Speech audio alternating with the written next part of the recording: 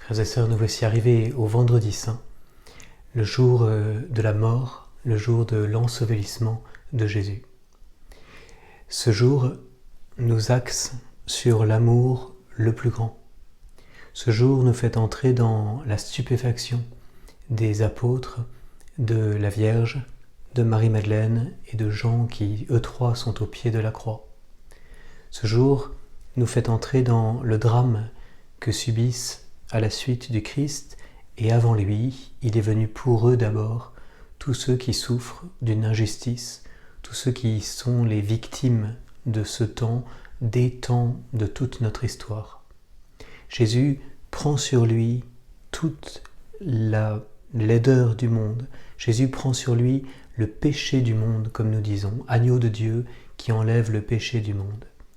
Et si son sacrifice est bien plus fort que tous les sacrifices humains de tous les temps, c'est parce qu'il est réalisé par le Fils de Dieu, le bien-aimé du Père, celui que le monde devait accueillir avec joie comme sa libération. Eh bien, celui-ci prend la place du rejeté, du spolié, de l'agneau mené à l'abattoir. Il est le serviteur souffrant que le prophète Isaïe avait annoncé. Il est le grand prêtre que la lettre aux Hébreux nous décrit comme celui qui est le prêtre, l'autel et la victime, celui qui s'offre lui-même comme prêtre.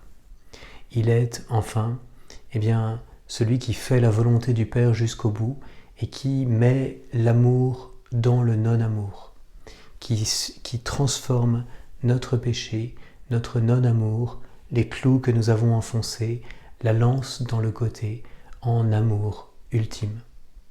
Alors frères et sœurs, laissons-nous toucher par ce Jésus mort pour nous à Jérusalem. Laissons-nous entrer dans le silence du tombeau avec lui et passons cette journée de manière, je dirais, grave.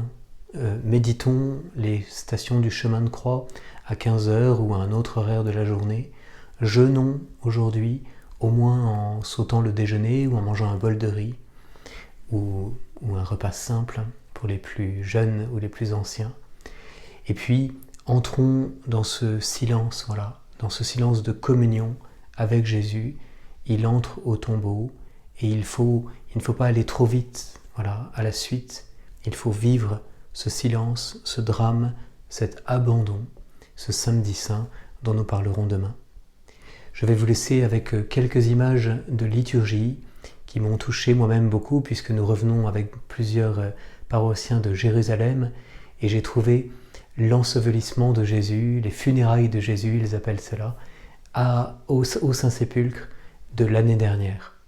Donc en communion avec les lieux saints, avec le Saint-Sépulcre en particulier, qui célèbre confiné sûrement en ce soir du Vendredi Saint, nous entrons dans la méditation de la passion, de la mort et de l'ensevelissement de notre Seigneur.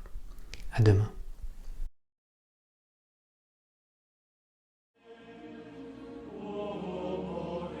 Dans la basilique du Saint-Sépulcre, dans la soirée du Vendredi Saint, fidèles locaux et pèlerins participent avec les franciscains au cortège funèbre de Jésus, une cérémonie émouvante qui rappelle la déposition de la croix sur le calvaire et la mise au tombeau.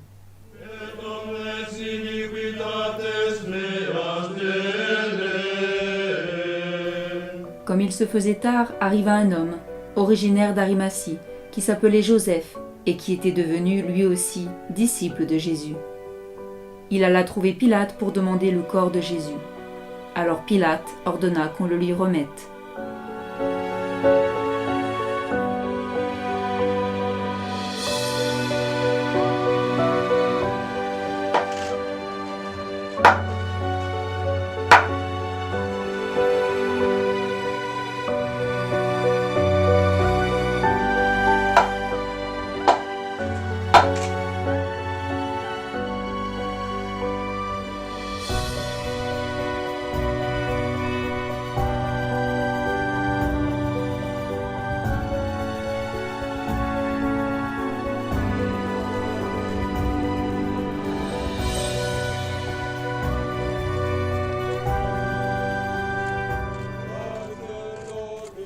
Nicodème, celui qui, au début, était venu trouver Jésus pendant la nuit, vint lui aussi. Il apportait un mélange de myrrhe et d'aloès, pesant environ 100 livres. Ils prirent donc le corps de Jésus, qu'ils lièrent de linge en employant les aromates selon la coutume juive d'ensevelir les morts.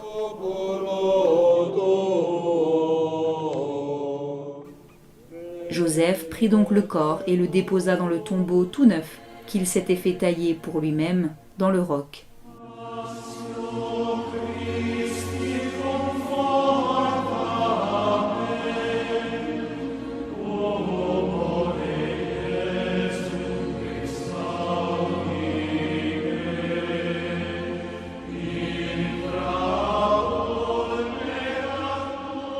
Puis il roula un grand bloc de pierre devant l'entrée du tombeau et s'en alla. Il y avait là Marie de Magdala et l'autre Marie.